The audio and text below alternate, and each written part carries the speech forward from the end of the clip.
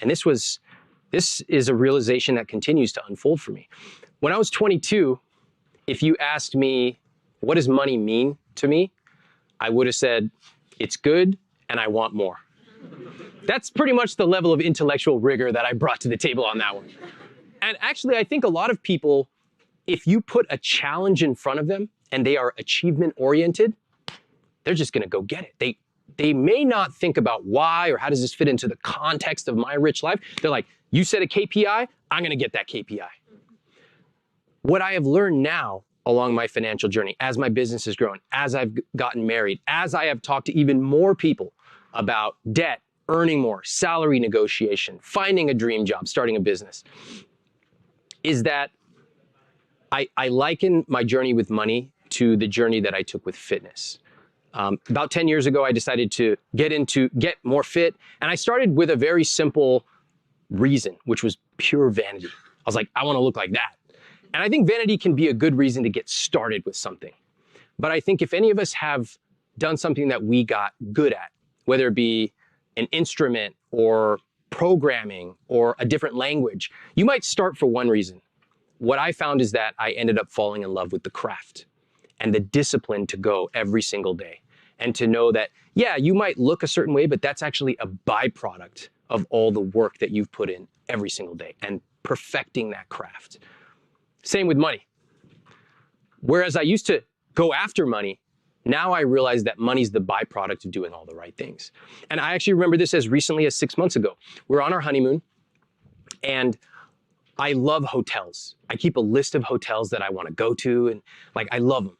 And I remember we were staying at the last place on our honeymoon, and we were already happy because we're on our honeymoon and just having the time of our lives.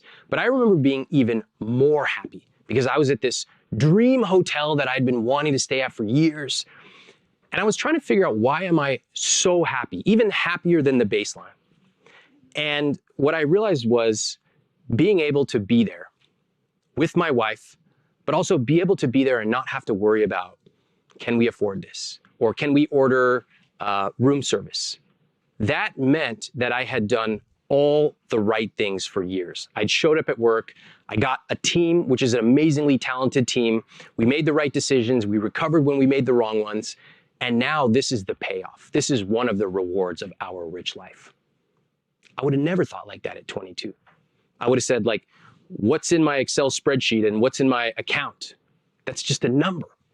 But to be able to get in a taxi and avoid the sweat, or now to be able to dream bigger and go to a dream hotel with my wife, way more meaningful. So I learned to go beyond just the dollar amount. And that is one of the key things that I want to encourage everyone here to take away. I'm going to show you how we do that. Remember how I said one of my philosophies is to spend extravagantly on the things you love, as long as you cut costs mercilessly on the things you don't. It's a word that you don't hear too much in the financial industry. Spend extravagantly? What are you talking about? You got to cut back. You know, again, 3 cents here, $3 there. That's a rich life somehow. That's what most say, but I don't believe that. I haven't found that to be true in my life.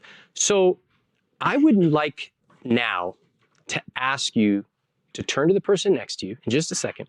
And I'd like to ask you to answer this question.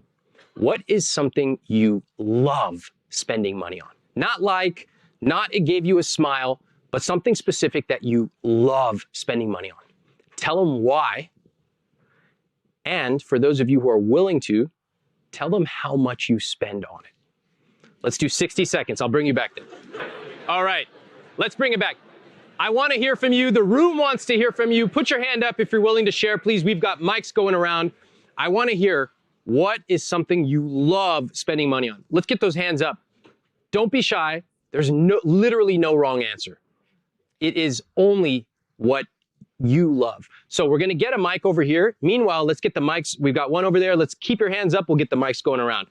Okay, over here, what do you love spending money on? Books. Tell me more. Why? Because I feel like I'm getting knowledge every time I buy one. I'm getting something very valuable in return. Amazing. Amazing. Do you have a bookshelf in your house? Yes. That's my dream. One of my dreams is to have a massive bookshelf in my apartment or house. I have something called a book buying rule. Ramit's book buying rule is, if you ever think about buying a book, just buy it. Don't agonize, don't debate. $10. Yes, it's self-serving. Somebody asked me in the back, they're like, were you rich before you wrote the book? I'm like, I make like 50 cents per book. That's not making anybody rich. That's not the point. I love that, and I love that books are your love and joy. They're one of mine as well. I also love taking the things that I love and putting simple rules around it.